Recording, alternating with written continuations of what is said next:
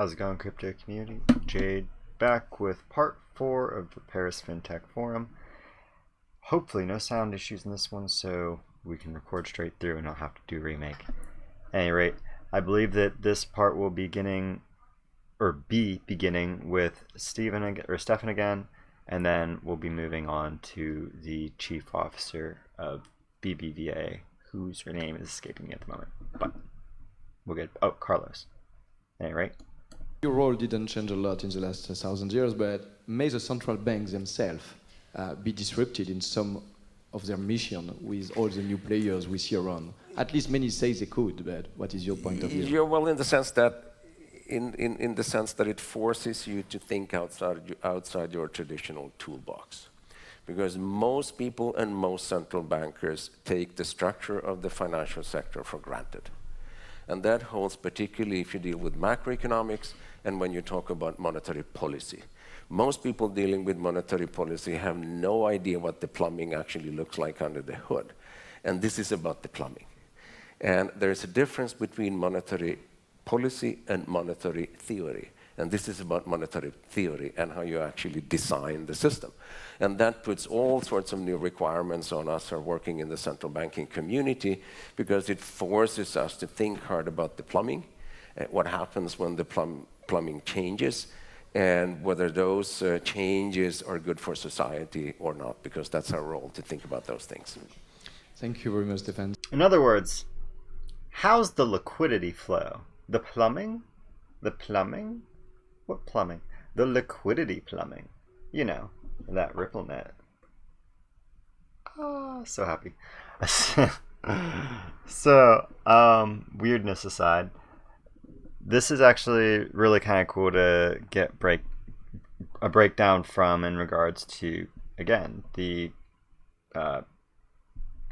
governor of the Swiss National Bank. So many different titles that don't make sense to me in regards to a business, but you know, banks. At any rate, though,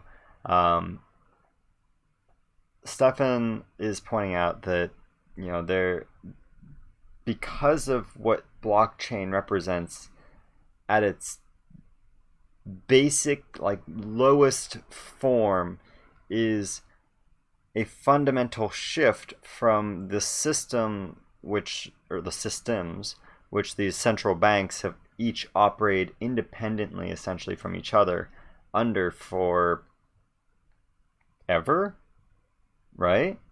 So it's kind of a big deal, and they want to make sure that, you know, what they are laying down as far as framework isn't going to impede that new plumbing when it's installed, right? And that's really the big issue they were facing for so long in figuring this out. But as we've seen with the FATF recently, that's obviously no longer that great of a concern, because now we have these new regulations which are rapidly being implemented by basically everyone, including the United States government, right? So I think it goes without saying that we're in for a lot of good change. But let's jump back into this and hear from Carlos.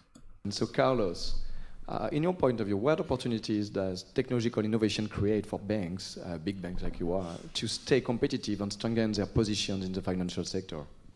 I think it creates huge opportunities. I agree with the governor that money matters are not new. They're quite old, and that it is a convention.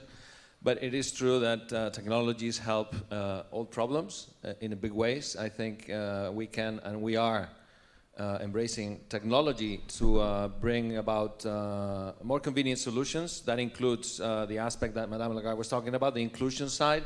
We are quite active ourselves in South America. We have BBVA's Microfinance Foundation doing a lot of what you were describing in Colombia, in Peru, in the Dominican Republic, really bringing productive credit to mostly women in the verge of poverty, bringing them out of poverty through that productive credit through technology. So that's one good example how technology can be used to bring about more convenient solutions to old problems, making things cheaper, faster, simpler. Second aspect is that technology helps us, the banks, be more efficient in many ways, in being better at preventing crime, suspicious activity, being better at underwriting credit, or better at doing recoveries, and many of our internal processes. But I think the big bang will be, and is being, solving a problem which is also very old around money, which is financial decision making. I think that's really where technology will have a huge impact really, we believe we're in an age of opportunity, bringing the age of opportunity that we're in to everyone. That's really the purpose of BBVA, and for us that means helping people in their financial life, not in the money infrastructure side of things, but in their decision making. I think that's where the big change is happening. BBVA. So the big change is happening in regards to what exactly? Oh, the automation, the Fintech specialization of decision making in regards to banking.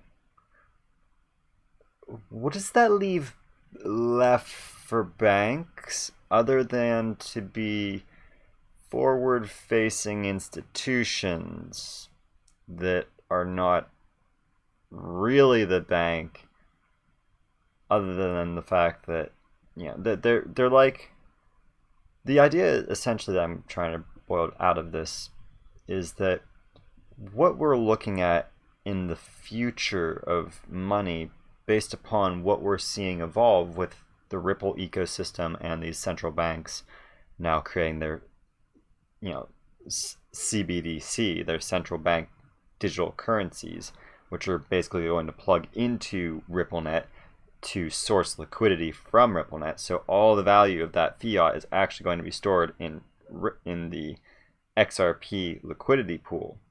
And that's going to be the same for all the fiats that plug in, all the central bank digital fiats that plug into this RippleNet ecosystem. And so they're going to, that means the central banks in this new ecosystem become very similar to how private banks are actually operating nowadays. And by that I mean private banks are using not their own money, not their own fiat, but the fiat of the central bank that is over top of them, that is on the inner layer. You know, that's why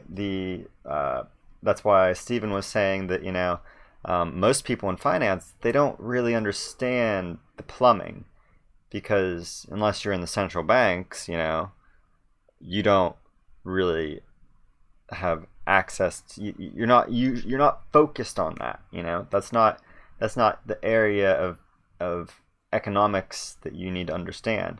You know, that's the area that they focus on. But for every other area, it's irrelevant. But it's actually the fundamentals of economics, right? That's why it's so exciting to see a company targeting the central banks more than anybody, right? That's what makes Ripple huge more than anything, is that this is involving the central banks, the creators of all money.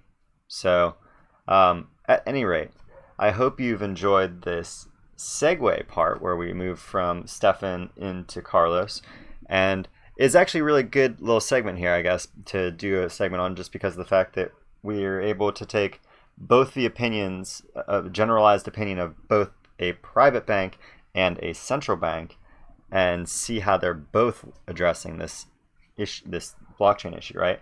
Now, before we leave, I do believe we just heard Dominican Republic is under B of A. And I don't, oh no, we do have Dominican Republic marked. Okay, so we already marked that from before. But, man, what other blockchain has access to the central monetary authorities of this many countries already? Does Bitcoin have this wide a scale of acceptance? Oh, by the way, we have to go through and do the Middle East, because there are several in here, and that are very big dollar value players in here that we can add in, right? So look forward to that video. otherwise, I hope you've enjoyed this look at the Paris Fintech Forum in detail.